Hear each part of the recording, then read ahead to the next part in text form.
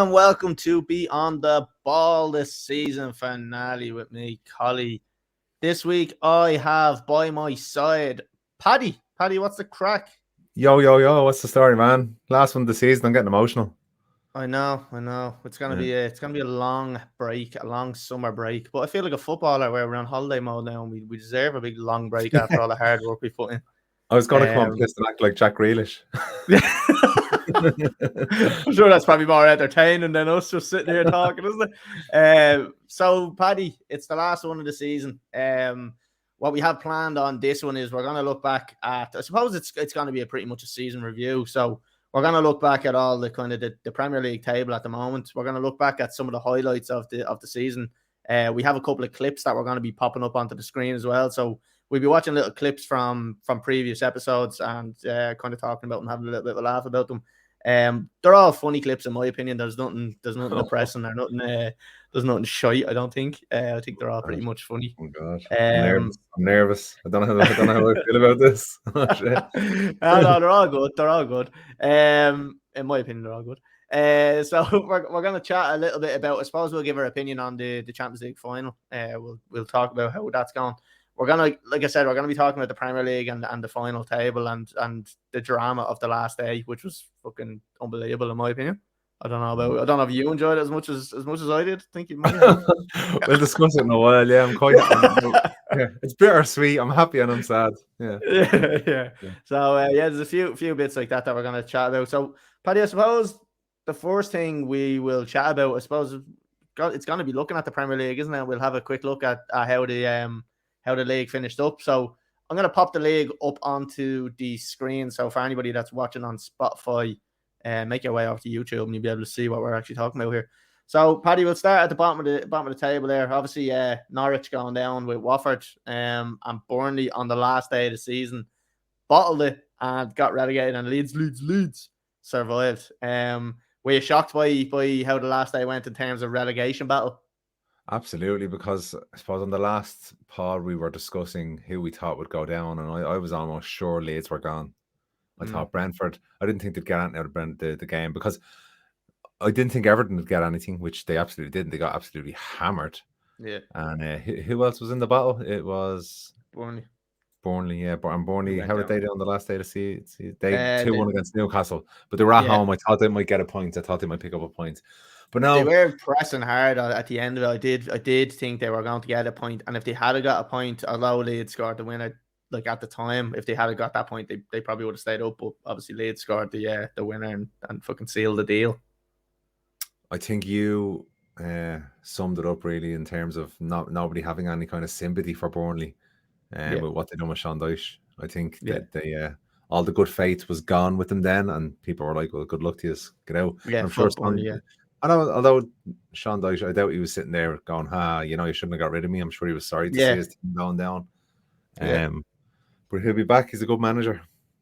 At the same time, I'd say he's kind of sitting at home going, look at you now. Do you know what I mean? Like, there is a bit of that. There has to be a bit of that. Like, absolutely. No way he's human nature. Yeah. He'd never admit to it. He's probably telling the missus in the bed. Look at them without me. Look at them without me now. Nobody can ever see this Leeds tattoo. So I'm in the Peaky Blinders. What were you about to ask me there? Sorry. How did you think Burnley? Looking back at last week, did you say Burnley were going to go down? I can't remember. Like, looking at it, I know looking back, I really feared. I think when there was 3 or 4 games left, I really feared for Leeds because just the fixtures that they had didn't look favourable for them at all. Like, but you look at the last 2 games, they got a draw and a win compared to Burnley obviously getting the draw and then losing. It was a weird one because Leeds had like the likes of Chelsea and was it Arsenal or something they played? I can't remember who it was. There was 2 top teams I think they played. And then two kind of average teams. So, I was a little bit surprised, but delighted that they stayed up because I think Leeds are good for the Premier League. I think they're like the fans are good. There was a pitch invasion at Leeds, I think, wasn't there? Am I right in saying that? I don't know actually because I know what's their striker's name? Rafinha. Rafinha. He crawled up the pitch. saying that, sorry, that's what I was thinking of. He fucking crawled the whole pitch on his knees. Apparently, I don't know if it was a bet or something, but I seen things online saying it was a religious thing, but I've no idea. I've no idea what it was. But it was the Villa match when City obviously won the league, which we're going to talk a little bit about now. But there was a pitch invasion on that, and then I've seen Gerrard being a bitter old cunt again on the press conference where one of the reporters said, how were all your players? Did anybody get attacked? And he goes, yeah, me goalkeeper took a smack. Stop talking about it. I want to slack them in a minute. So that was it. But I suppose, Paddy, why we're kind of talking about the incidents of pitch invasions and stuff like that. Like, we didn't really plan on talking about this, but now that we're here, I don't know if you've seen the one that I posted where Billy Sharp on, I think it was the playoffs, and Sheffield United obviously got beaten, and the guy comes on and absolutely, like, I thought it was a spear looking at it first, but he lowers his head and actually headbutts him. Billy Sharp, the Sheffield United captain. What's your thoughts on pitch invasions and stuff like that? When I see them, I tend to get kind of anxious for the players. I feel nothing, but like, I kind of think that they're probably getting a little bit anxious about it. You would, right? You would. You see them legging off straight away. Like some of them absolutely hate it, and some of them kind of embrace it. Like, what would your thoughts be on pitch invasions?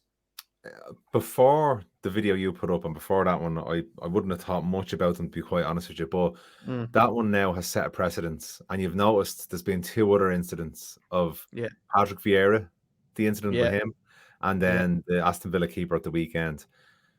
And so does it just keep getting worse and worse? Because you're going to get these people just going to matches saying, "Oh, do a pitch invasion." I'll get a lot of Twitter followers if I give this fella a smack in the head. You know what I mean? Exactly. It has to be eradicated. I think jokingly, I said, like in Squid Game, you know, the snipers. Social media, like, just do that, just take snipers out and just take them all out. But it has to be some sort of a ban or some sort of a punishment for it, not only for the players or the fans, but also for the clubs. Yeah, exactly. And is that the best way you think of stopping it? Is putting I suppose an announcement for, look, it's not going to happen in your average Premier League game. It's going to be when there's a playoff, when there's a cup final or whatever like that. So do you think that's a thing that should be made very clear to every fan in the stadium, amongst the intercom or whatever you want to call it, that if you do pitch invade, the club is going to get a hefty fine, and if it's, like I said, if it's leagues or if it's something like that, point deductions. I don't think the fans would care about a fine, to be quite honest with you. I'm just thinking in my head here, and it'd probably be a bit too much, but maybe the risk of losing the trophy completely. So if there's a pitch invasion, your club automatically defaults to losing the trophy. Is that a bit much? Where, like, say you're in the before the violence, but now that there's violence involved, like, but like, you see, this is the thing now. All it takes is one nutter to come in with a knife. Exactly. Like that. And that's what I had highlighted on the social medias, that anybody can be holding a knife. The searches aren't that strict, so they're not really patting people down, and they're not going through metal detectors or anything like that. So anybody could bring in knives. And look, knife crime in England is quite high, especially London, where Wembley is. So I mean, it does make sense to be able to do something about it. But what can you do about it other than the fines and I suppose the potential points? So I think if you have, say, an FA Cup final, someone wins, pitch invasion, I'd say, right, your team's getting deducted 4 or 5 points for next season. Although it's a cup, it doesn't have to necessarily stay within the cup. I think bring it to the league where, like, look, there's a possibility that you're gonna get a point deduction if your fans invade.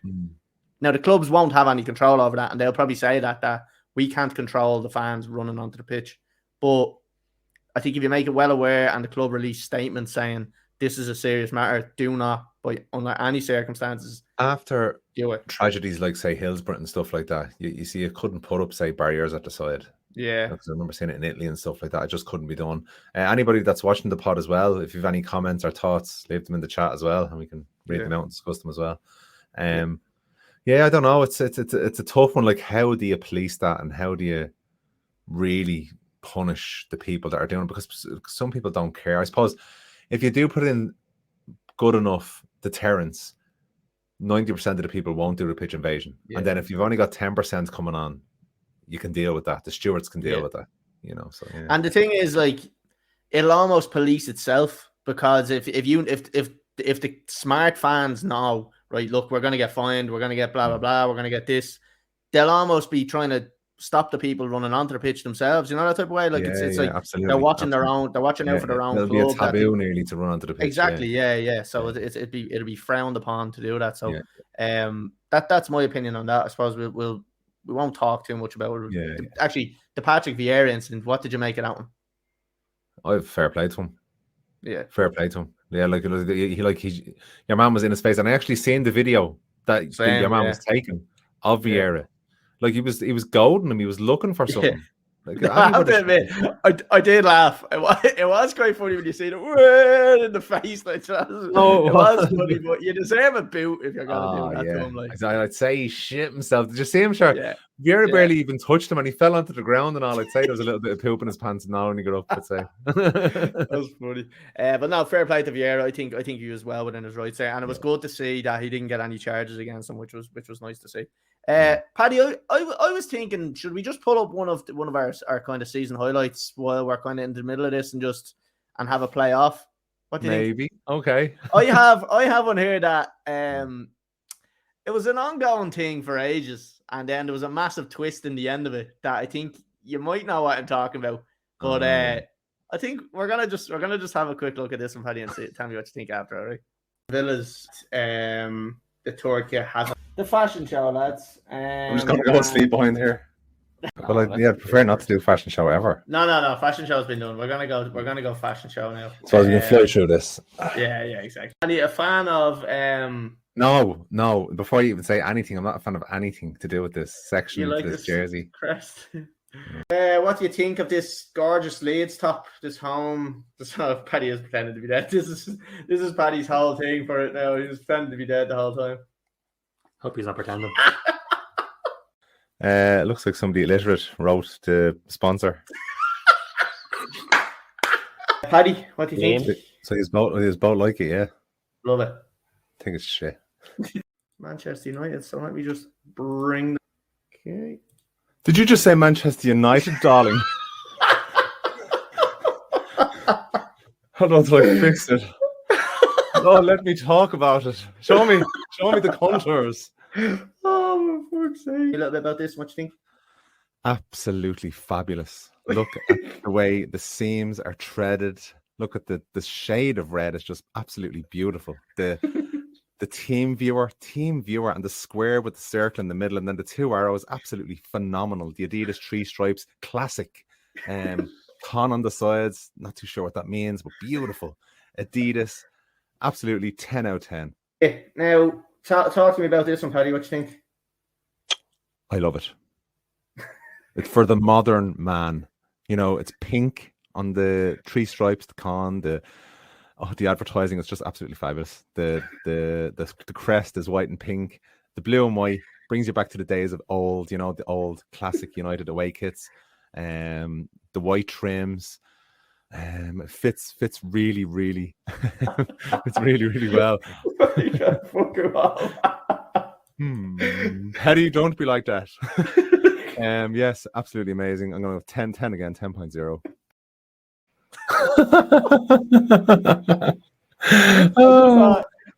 To me, that was one of my favorite kind of parts of the show, because I knew you didn't like the fashion show, but it got to a stage where it became a little bit of a novelty that was just fucking hilarious. And then the surprise with the Manchester United, I was wondering what was going on with your camera, and I'm like, I'm gonna fucking do this on my own here now. And then when you came on like that, it just fucking got me straight away. It was brilliant. Oh, it was fucking deadly. And I genuinely did hate it. I hated that section. I just thought it was absolutely ridiculous. I really, really did. I was a big fan of it. I was.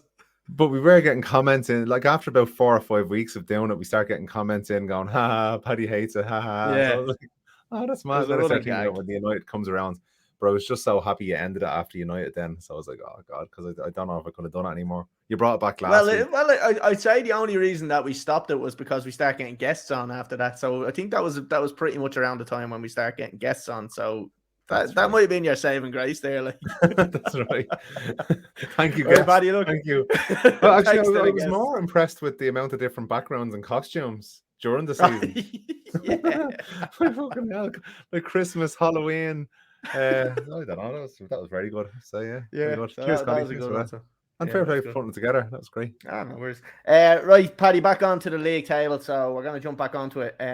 Again, sorry, if anybody is listening to this on Spotify, you won't get the full effect of that if you're not on the YouTube channel. So go over to YouTube and watch that video because it's very funny. Right, so Leeds survived. Paddy, what happened to Everton? I suppose that was what I had kind of said would happen if they beat Leicester, was it? I think it was Leicester. Yeah. I knew they'd get absolutely spanked by Arsenal, and that's exactly what happened. So, I suppose Palace they beat. Palace. Yeah. Paddy, I suppose we're gonna make our way up to the top, and before we get to the very top, we're gonna have to make a little pit stop of 7th and 6th position. Yeah. Manchester United ending the season with a 1-0 loss against Crystal Palace. Paddy. Yes. What do you think of Manchester United? And I want to just ask you, right? I've seen a lot of clips going around on social media about Ten Hag coming into the club and meeting all the people. What's your thoughts on that initially? Because I have a comment to make on that, and I want to get your thoughts on it first. So, talk to us about that. So, last day of the season, performance of the season, or Ten Hag first? Go last day of the season first. Again, another very, very poor performance. I actually fell asleep during it. It was that bad. No, I was out the night before and I'm not used to that anymore. But that's neither here nor there. But I fell asleep and it was absolutely shocking. And I knew as soon as we went 1-0 down that we wouldn't come back. I actually knew it from the whole season. One of the in my memory, one of the worst seasons I've had to sit through. I have to say it is probably because when Ferguson came in, I would have been very young still, but that was just absolutely shocking. Gone to 10 years now without a Premier League title. I can only see it getting better, which is a good thing. And I suppose segueing then into the Ten Hag situation, I think it's a really, really good idea that he's gotten in McLaren, because McLaren was there for 3 years from 1999. He understands the club. He understands the work that needs to be put in to win in the English league, in the league and in Europe. So I think it's a good addition. I really feel positive about his introduction to the club, how he's handling himself with the press and the staff and stuff. Whether it works out, it remains to be seen. But this appointment seems different to all the other managerial appointments because there's an awful lot of changes going on in the background as well. And they seem to be talking about getting all the right people in the right football positions, which is they just haven't been at United for a long, long time now. So wait and see. But I'm excited. Can't get any worse. So the one thing, I suppose, you just commented on your kind of your like one of the worst seasons that you've ever had to sit through. Such a massive, completely polar opposites, I suppose, from the start of the season where you had signed Ronaldo and Varane. You all thought that you were going to win the league, to a massive disappointment and finished in 6th. Like that in itself is, I can see why you're saying one of the worst seasons that you've sat through, because of obviously starting out with such high aspects, really kind of failing to hit the ground running. Second. Let's not forget we finished second. Yeah, and that's why I suppose United fans had kind of jumped to the gun a little bit, and especially when you see Ronaldo and Varane, two world-class players coming in. So it's understandable. So I can understand why it was your worst season to sit through. The other thing, I just want to touch on Ten Hag. For me, I've seen a lot of the stuff on TikTok and stuff where he's been, I think there was a guy from Sky Sports, and now I didn't see this one, but one of the guys in work was telling me about where it was one of the guys from Sky Sports, one of the reporters was trying to pull him for an interview. And he just basically said, fuck off, like, I'm not doing an interview. And he was like, "Oh, it's Sky Sports. United are one of the biggest clubs in the world." He's like, "Doesn't look great." So already, I'm kind of saying to myself, right? He actually has a bit of a bollocks about him, where he's literally doesn't give a fuck who it is, and he's kind of just willing to do that. And that was always what Fergie had, where he kind of controlled the media nearly back then, and he would be like, right, he's not coming in again, he's not coming in again, and he controlled that side of it. So I'd like to see that. The only thing I don't like seeing is all these fucking videos of him going around shaking every single person's hand at the club. And I'm almost thinking this is all smoke and mirrors again, where they're almost setting it out like a Pogba thing, where they're making him post certain things. And now United seem to be doing it, where they're just posting feel-good videos about a manager that's not done that at the club yet. And I can understand that they're trying to get the fans lifted and they're trying to do this, but at the end of the day, everything that he should be judged on what happens on the pitch, not these videos of him going around shaking people's hands, saying "How are you" to the fucking chef lady or the dinner lady. I just think that it's all smoke and mirrors at the moment, and it's. But what it's just else? I don't see what the big negative is about it. To be quite honest with you, like how is it? To me, it just looks like the similar situation with Pogba, where just not concentrating on what has to be done and just turning it into an Americanized thing. That's what I see. I don't care. That's what I see. That's all I see, and that's my opinion on it. I might be wrong. He might prove me wrong in the long run. He can't prove you wrong. Like it's only saying hello to people. Yeah, it's not like if he does good or bad, it's irrespective. I think of what he's done. I don't think it's more. I don't think it's more him. I just think what the club posts, and I think Jay Daly was actually one that we obviously Jay from the United podcast and the United Stand, is always one that kind of calls out that type of shit and fucking hates that side of it. And to me, that was what I was seeing. I had just seen not Ten Hag, not an issue with Ten Hag going and shaking everybody's hand, I suppose. Yeah. It's more the club posting this bullshit. It's like if fucking Harry Maguire does something bad and all of a sudden there's a fucking video of him going to a children's hospital just to, do you know what I mean? Just to cover shit up. Look, Holly, as well. Like we've got to be realistic about this. A video of Ten Hag, say walking into the pitch and just doing a selfie at the Stratford end, and I was thinking to myself, oh, that's a bit cringeworthy. But that's a short video. They'd get a couple of million views around social media, and they'll earn them such big money, money. Nothing to do with even getting to know. Like it's about bringing in the cash. Yeah, you know. And I get that side of it, but that's one side of it I don't like from United. But look, like you said, there is massive changes going on at the club at the moment, which should go in the right direction. So I think I've seen those couple of clips where he's skipping past the Sky Sports journalists as well. I'd say there's an element of him. You can see that English is not his first language. So I'd say he likes to feel prepared now before he talks to the media, doing his interviews. So being caught on the hop like that going in, he might feel that, I don't want to come across weak in any way. And if somebody asks me a question and I don't understand, I don't want to be stuttering or stammering, because straight away there, then, you've lost some respect. Yeah. So he seems to be handling himself very, very methodically during this. So. Yeah, fair enough. Paddy, I suppose I'm gonna have a shit segue into something here, but we're gonna look at another little highlight. Gonna have a shit. I was like, don't go. It's gonna be another highlight. No, so I want to have a quick look at another highlight from the season. So obviously this is gonna be a shit segue, but you're talking about McLaren coming in and having like all the experience in the world. I'm gonna bring up another video where you seem to think a young age has a lot of experience, and you'll understand what I mean when you see this video. So take a look at this. I suppose staying with the latter part of your career, there's a player. How many more seasons do you think you have in the legs? How do you look after yourself at this? Because you're coming now to the latter stages of your footballing career. Saying that like 30 is old. I'm like, I'm fucking offended. No, hang on. I'm 40 on Saturday and I'm talking like this. I suppose you've had a long career now. You're playing in the UK. Have you ever mad for a second? Just leave the oldness alone, Paddy. I'm not talking about that. Have you? Repeat that. When are you collecting your pension? I'm on deaf here. I can't hear you.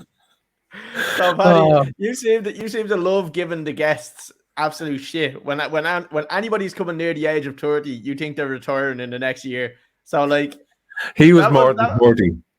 Gav is my age. I played on the same team as Gav. He's 30 years of age. And in fairness, Gav scored an absolute screamer there. Well, not a screamer, but it was a seriously important goal. Yes, was it yesterday? That would be a good goal for him to finish his career on. He's playing for Grimsby at the moment. He played for Hartlepool when we interviewed him, but he signed for Grimsby and he scored in the 96th minute yesterday of the playoffs to take them to extra time, and they won extra time against Notts County. So they are coming up against Wrexham next. It was Ryan Reynolds' team, so maybe he'll get set with Ryan Reynolds. Yeah, well, were great scenes, I have to say. Yeah, unbelievable. He scored, and they were all off celebrating. And I seen one of the defenders from the other team, and he had an actual mullet, and I was like, "Oh, he deserved to get scored against. They deserved to lose." Right, Paddy. Look, we're going to jump back onto the league, I suppose. Right, we're going to have a quick look at fourth and fifth spot. So we have Arsenal and Tottenham. So look at the difference in form for the last 3 games. Spurs really didn't do a Spurs and actually pulled their finger out. What did you make of this? Were you expecting this to go that way? Arsenal absolutely bottling it, and throwing away 6 points in the last 3 games. Conte coming towards, when he came in, they were inconsistent. He was giving out about the squad. They signed a couple of players on loan who worked wonders for them. And towards the end of the season, then their form was so good. Conte not good enough for United, as opposed by some pundits. I think he's a great manager, and you can see now what he's done with Tottenham, how good of a manager he is, because there aren't many who could do what he done with Tottenham there. Like, not 3 points behind Chelsea. Yeah. Good, it was really, really good. Arsenal, typical Arsenal. If I was an Arsenal fan, they had it. It was in their grasp, and they just bottled it. Absolutely bottled it. And I'd say you'd be just sick to be an Arsenal fan. What did you think? Say 4 games to go. Did you think Arsenal would bottle it the way they did? Do you know what? There was something telling me that Spurs were going to do it with Conte.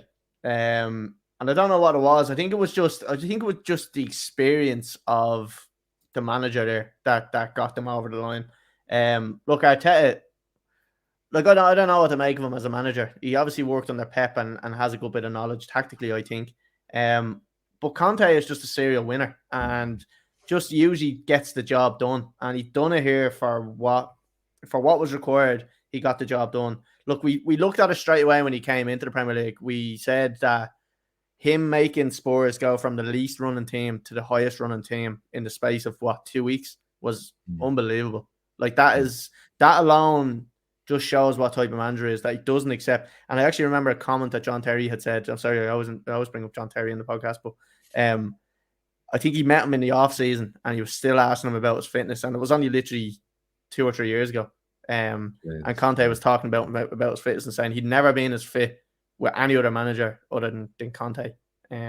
So that just goes to show what Conte requires from you as a player. Mourinho is a similar type of thing where he wants work rate, but I don't think he requires that level of fitness. Do you know what I mean? He just wants the track him back is a massive thing for Mourinho. But I think, it's a good way to train them because, get them as fit as possible, and then they're just used to working hard. Yeah, because to get that fit, you have to work hard, so that's just ingrained in them then. And then what happens as well is that the last 10, 15 minutes of a game, it massively shows then. And that's probably where people get complacent, people get tired legs, silly mistakes. And if you don't have that, then, I mean, you're one step closer to challenging for the league. Like, all you need to do then is just... that's how the bigger teams won, say, 10 years ago. It was very easy for the top teams like Chelsea, Liverpool, or to Chelsea and United at the time to work harder than the team. And then in the last 15, 20 minutes, as you say, you'd get the advantage and you scored a couple of goals. But I think everyone in the league now is fit, except United. Yeah. Everyone works hard, except United. But so you could see that with United all season, and that's what makes what Conte done even more remarkable because it was always United weren't working hard enough and you're seeing the quality then going through the league of all the other teams working harder than United. And even if you don't have that much technical quality, if you're working hard, you'll get the results. But Conte went in and he got them working hard and they were technically good as well. So he completely turned it around. So fair dues to him, yeah. I'm delighted he got the Champions League spot over Arsenal. Yeah, I am actually as well. I don't like either of them, but it was good to see just for Conte, just because of obviously what you're doing with Chelsea. Right, Paddy, I suppose looking at should we look at another highlight or should we just go straight on to the next little part? Go a highlight, right. Which one shall we go with? I suppose, Paddy, we talked a little bit. We showed the one about the fashion show, and I suppose we were looking at all the different types of jerseys, but there was one guest in particular that, when Connor asked him a certain question about was there any jerseys that he would never get rid of, I think it was fairly funny what the response was, because he gave us a jersey and then soon realised that something happened with it. So we'll have a look at this one. A jersey you have, Keith, that you said I'll give some of them to charity, but this one stay with me for forever. Yeah, maybe me first Ireland jersey, Connor. Maybe my first Ireland jersey, I have a framed, so yeah, I'll probably hold on to that one. Well, look, we'll move on to a couple. Before we go into just talking about your career, there's a couple of comments in on the. I just have to remember, I gave that away. I gave me first Ireland jersey. Who got that? I gave it to me primary school, St. Melrose up the road. St. Melrose, I was in St. Melrose. That's brilliant. That is brilliant. I love it. I'd never give that away. Never give that way. So obviously, Keith Fatty had a different kind of opinion. We seen the question there up on the screen where we had our own question, Paddy. I think it was one that we really enjoyed asking all the guests. Yes, it was that if your house is on fire and you had two things to grab from your house, from your career, what would they be? We got some really good answers. But I think Keith was the first one that really looked deep into it and said, "Do you know what? I'm gonna grab all the money that I earned because jerseys aren't gonna pay me mortgage." Then I suppose that's why Connor came in with it. Is that one jersey that like you would never get rid of? And then obviously he says it. I was kind of thinking to myself, does he not use a bank? Like, is all his money under the bed or something like that? He boils the cash on the bed. So that was a good one from Keith. I really enjoyed having him on. Right, Paddy, look, let's rip the bandage off for all the Liverpool fans. Absolute bottle job. But look, do you want to talk about Chelsea? Didn't do much. Yeah, exactly. Yeah, I just wanted you to say that. That's all right. That's you got what you wanted to do. No, look, Chelsea. Look, they've a lot going on. Apparently today, the government have said they're allowed to sell the club, so that's a positive. So apparently, Todd Bowley is going to have a meeting with Marina and Tuchel about who they're going to sign and what's going to happen going forward. So all positives from Chelsea. Liverpool, Paddy, talk me through your emotions on the final day. Obviously, we've seen Liverpool going down 1-0 very early, and I'm probably in the same boat as yourself. I never thought they were going to lose that match, even when they went 1-0 down that early. Did you have the same impression? Yeah, but it was similar with City. When I seen them going 1-0 down, I was like, they'll come back. But when I seen them going 2-0 down, I think that's what actually earlier on I mentioned that I went for a sleep. I think I needed to go for a sleep after that. I seen that and I was like, oh Jesus, no. Oh God, no. I said a little prayer. You were trying Inception, hoping it was a dream within a dream. Oh my God. And then I couldn't believe it. And then within the space of 7-8 minutes, seeing City had come back. I was like, it was brilliant. So obviously City went 2-0 down, and I think at that time Liverpool had equalised and it was 1-1. So I would have said that Liverpool fans were getting extremely excited when they seen. I'm sorry, it's like when I think about the bear to me kids, I just smile. When I think about this, I just smile. I can't stop it. So Paddy, I'd seen a clip on TikTok, and I had put it in the other chat, not in our Beyond the Ball chat, but I put in the other chat that I would have loved to be in the stadium. Now this is when it was 3-2.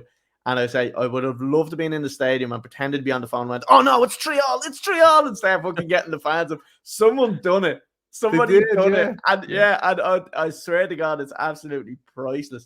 We put it on the page. I don't think we posted it as a thing, so it's probably gone by now, but look it up if you haven't seen it, where the fans shout it's 3-2 or it's 3-0.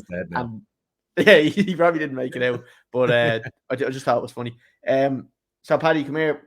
What were your thoughts when City got the 1 goal back? Were you confident then they were going to come back and win, or did you think, right, they're going to get a draw, Liverpool are going to win the league?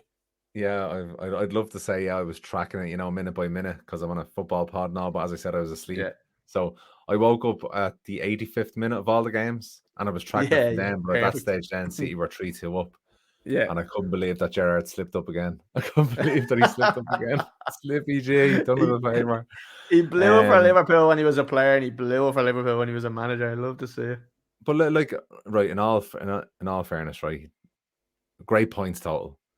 Yeah. If they win this weekend, amazing season for them. Yeah. If they don't win this weekend, even though they won the 2 cups without scoring a single goal, yeah, it'd still be a little bit of a downer for them, wouldn't it? If you was a Liverpool fan, you'd be happy and all, but you'd be like, oh, fuck, what could have been? Well, I know exactly what's going to happen here, right? So if Liverpool win the Champions League, they'll be going on a mad one, fucking how many times, whatever, blah, blah, blah.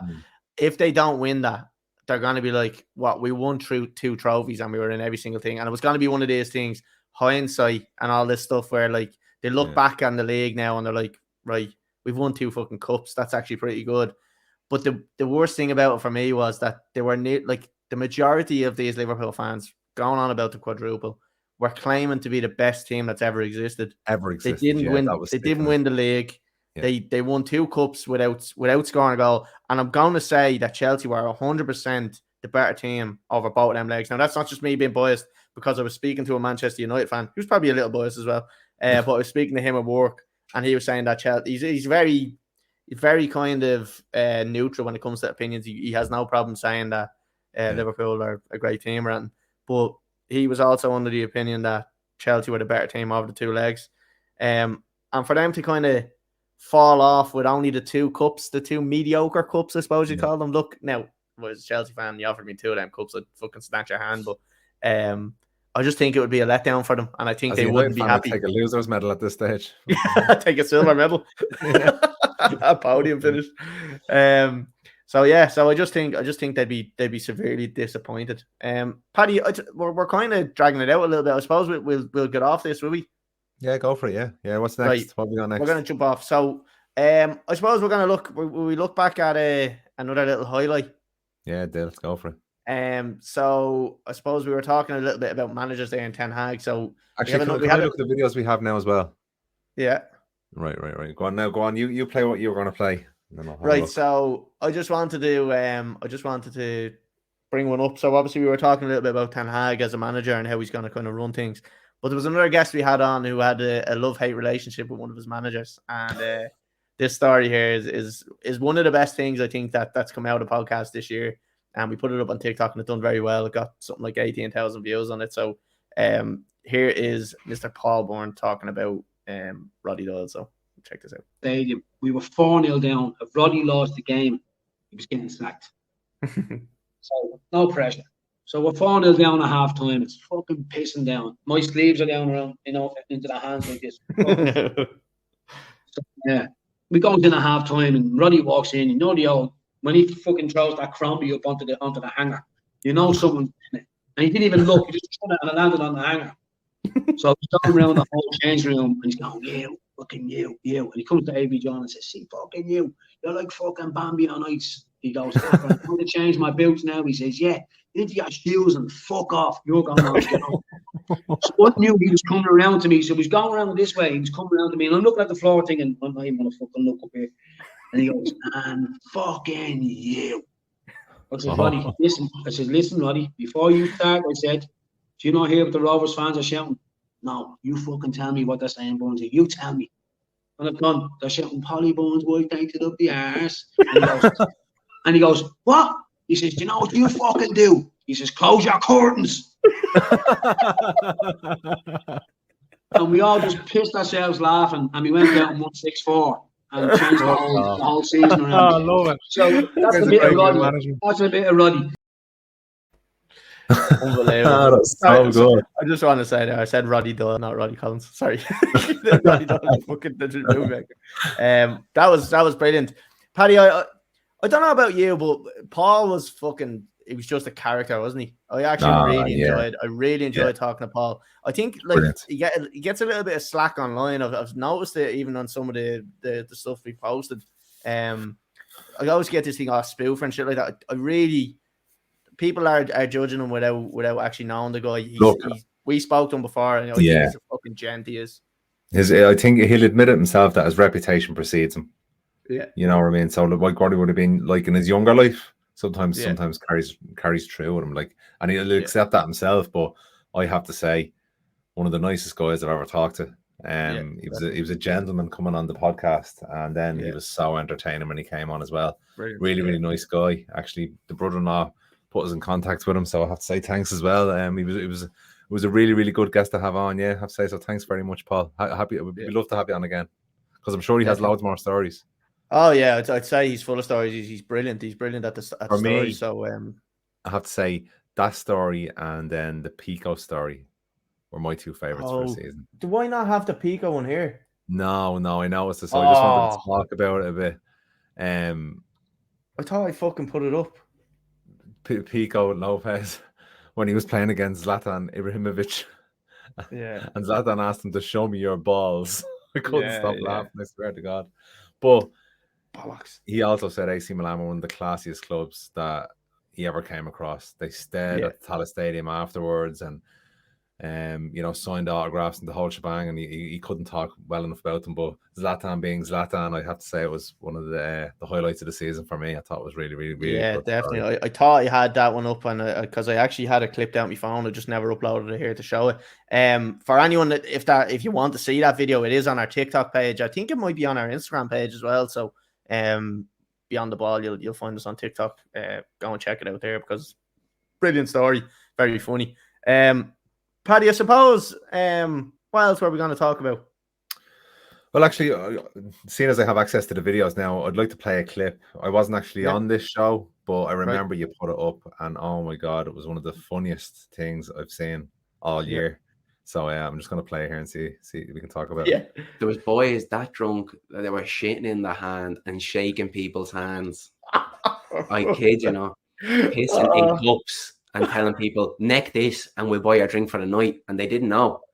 Because you'd have your football teams and they're in there all day. But then you'd have some normal people, civilized people who just, this place is lively, and Americans, tourists, they didn't have a clue they're drinking piss. That's brilliant. We got some, I have to admit, Joe as well was one that really surprised me. Joe was fucking very funny. I think Joe's a gent. I talk to Joe quite regularly on the Instagram page and stuff like that, and he's just a top guy. Some of the stories he came out with were really funny. But that one with the drunk footballers, it's like they're just they live in a different world. It's like they've no limits to what they do on nights out. I'd imagine it's absolute mayhem. Like, and even like we're talking about with Jack Grealish, to see all the clips of him being pretty drunk, like he went live on Instagram at 5:30 on the morning that he won the Premier League. So I was obviously asleep. I didn't see it, but I would have loved to be awake to see what was going on at 5:30 in the morning. Like, I'd say it was brilliant. Like, look, and this is what goes on in every dressing room. And like up to the highest level, I'm listening to the Patrice Everett audiobook, not his autobiography at the moment. Yeah. And he tells a story about how Gerard Piqué, he had bought a pair of Nike shoes, waiting on 2 weeks special order for his son. He brought them into the dressing room, was going to bring them home to his son afterwards, went in for a shower, came out, and Gerard Piqué had a shit in them. Had a shit in his son's shoes. Now, he wouldn't admit it, but he was going mad. And then to get him back then, Piqué had a pair of Versace shoes or something. A couple of weeks later, Everett pissed into them.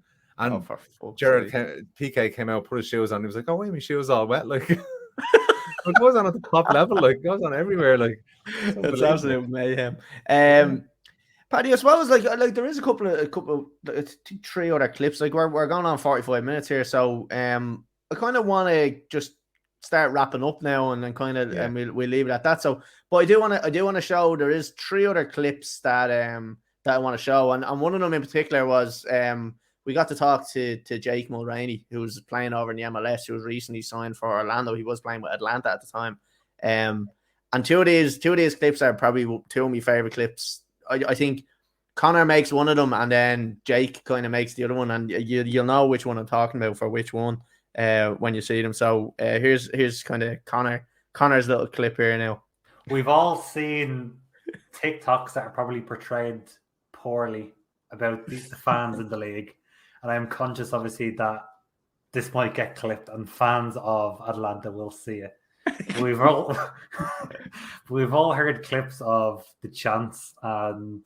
Give us an example, Connor. What are we hearing? What are you talking this about? Is Atlanta. That for me, right, is one of my favorite things that Connor done this season, because I think it looked like he wasn't going to do it, and then he just comes in with the "This is Atlanta." So I think the accent was very good as well. Oscar winning stuff. Good, yeah. It was very good. So I think that was very funny. The next one, this one is a classic. I just think actually Jake is probably one of my favorite guests as well. I think he was very down to earth, and he was very cool. But like this one here, watch this clip. This is very funny. That's how did you get on with calling it soccer instead of football? Oh yeah. Oh, do you know what I said the other day? I said cleats the other day. Disgusting. That's disgusting. Disgusting, he said. Yeah. And even one of the boys pulled me up on it. One of the boys even pulled me up. That the sounded so bad, you know what I mean? Oh, that's awful. That's brilliant. I think it's gas there with Connor. He's like, "Oh, you little knacker!" Yeah, no. Yeah. Supposed to be nice and friendly to the guests, and Connor just abuses them. But yeah, very very funny that one. Paddy, I suppose it's been a great season. It has been a great season. Although it's been a great season, there has been times where it hasn't been so great for me.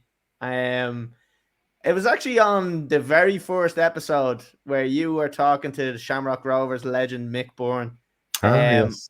I was at Ricky Gervais and I was a little bit drunk, and something happened. And so we have 2 little clips here. It's hard to distinguish where they change, but I think you might figure it out. So have a look at this. That's what the problem is. Whereas you'd think if United come in, oh Jesus, here we go. Oh shit. Oh no! Fucking hell. I just didn't think I was going to go podcast without making an appearance. Here you go. How's it going? As soon as I talk about chat, come on. No, we just finished it. I didn't know you went to the Tree Arena with a cue ball. Yeah, I did. Yeah.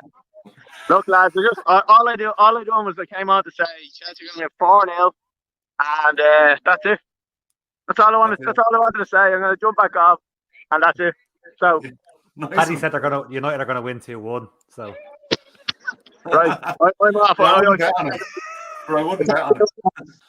Hey, and we're back. Yeah, for everybody's knowledge, when Collie came on there to be the funny man, he ended the whole. Oh, here he is. Oh, he's back again. He the break shit again. Lads, I just want to apologise for doing that yesterday. Everyone kept texting. Why did they end it? Right, so I'm just going to leave. I'm not going to end it on you, right?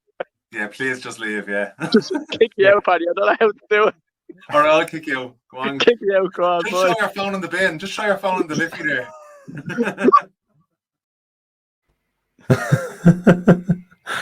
What an idiot. That was the worst moment for me in this podcast this season, because I was hammered drunk, but I came on and then I thought the lads would love this, I'll come on for a fucking bit of crack, like. And what did I do? I meant to hit leave and I hit end, and I was like, oh my god! I was standing there with my brother and I was like, oh my god, I'm after ending the whole fucking podcast. And I was like, lads, 2 seconds, absolute panic stations for millions of people watching live, and they all got disconnected. Millions. I had to admit straight away I started getting messages, and then so did Connor. Connor was getting messages as well. Where's it gone? Like, and this is the first. That was the first time I was hosting on my own. And I was thinking to myself, the spiteful bastard. You come in and he ends the podcast. You're not taking my control. I took the glory at the end. Paddy, look, there's not any other there's no other clips there. We've kept them kind of. Do we have one more? No, I've one more thing to cover. Okay, go on. Yeah, Champions League final. Oh, we give score predictions on it. Yes, I think right now I'm praying this is what happens. It's gonna be 1-1, and it's gonna go to penalties, and Real Madrid are gonna win on penalties. That is my look. Jesus Christ, what's the story with my hands compared to my face? What's wrong with your hands? They just look real tan. Well, they are real tan, but my face just looks pure white. Sorry, I just noticed that as I was doing that. So penalties for me is hopefully the outcome and Real Madrid win. What do you think? Not penalties again, Paddy. The last I think 4 or 5 cups I've nearly watched have gone to penalties. I don't know what it is, but at least extra time. All the games that could possibly go to extra time seem to go to extra time now and penalties. I don't know why. It's just weird. What do you think? I think 90 minutes. I think they both score. I'm going to say 3-2 to Real Madrid. I think in 90 minutes. In 90 minutes, yeah, in 90 minutes. Yeah. That'd be a good match if we can get that. Liverpool, I think, will be emotionally drained after that last day of the season.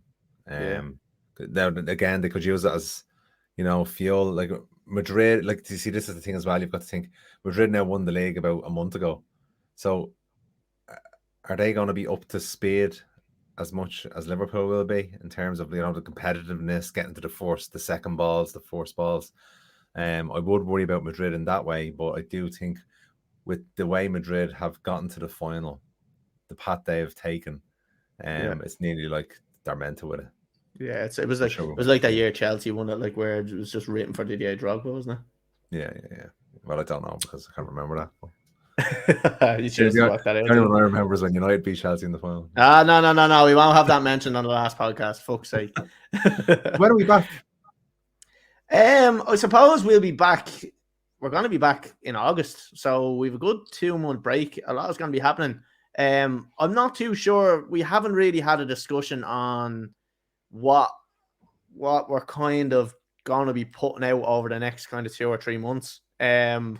I suppose I'm gonna go through a list of thank yous just for everyone for the season, and then we'll wrap it up after that, I suppose. But yeah, in terms of us coming back, we're definitely coming back. Just on the date, I'm hoping it's probably the week before the Premier League starts, if it suits everybody. Hopefully, there might be a couple of Instagram lives and stuff for the big transfers and that, Yeah, exactly. There'll be stuff to kind of keep us going.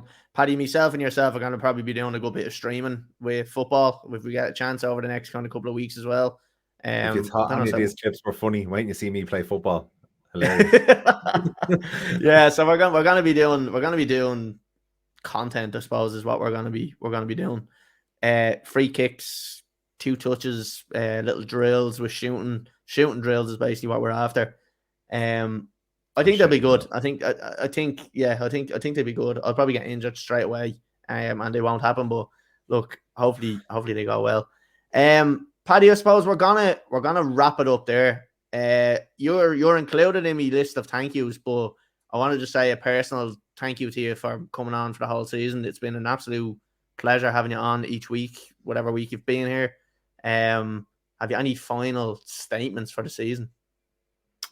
I came in coming towards the end of last season, and this is my first full season at the club. I feel like it was a bit like when Everett and Vidic joined United in January, and they were shit for a good couple of weeks, and then they really start performing in their second season. And I've really enjoyed it, Collie. No, cheers, man, for having me on. And I can't wait for next season. I can't wait to bring a bit more comedy next year as well. Yeah, a bit more entertainment for the viewers, and it's going to be good. Yeah, cheers, man. Definitely. And thanks to all the guests, I suppose, as well from my side. Yeah, so I'm going to name them out here. So this is a massive thanks, not just from myself, but from Paddy, from Connor, from anybody that spoke to guests. So our first guest, Mick Byrne, Paul O'Sam, Andy McNulty, Paul Byrne, Larry Matney, Gavin Houlihan, Joe Gorman, Jay Daly, Lee Stacey, Pico Lopez, Keith Fatty, Jake Mulroney, Anthony Wordsworth. A big thanks to D&T Sports Recovery Rooms who got us down for a recovery session as well.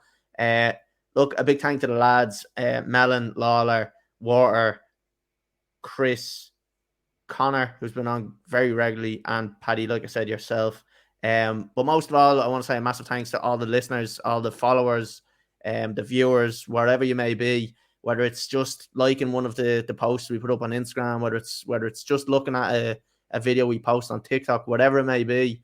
If you're getting involved in any way for the podcast, if you subscribe to the podcast, it really does help us get motivated, I suppose, for putting more stuff out. So the more we see you loving the stuff we're putting out, the more it motivates us on to do more stuff for you. So a massive thanks to everybody. We did get to number 7 in the football charts in Ireland, which is an absolutely unbelievable achievement.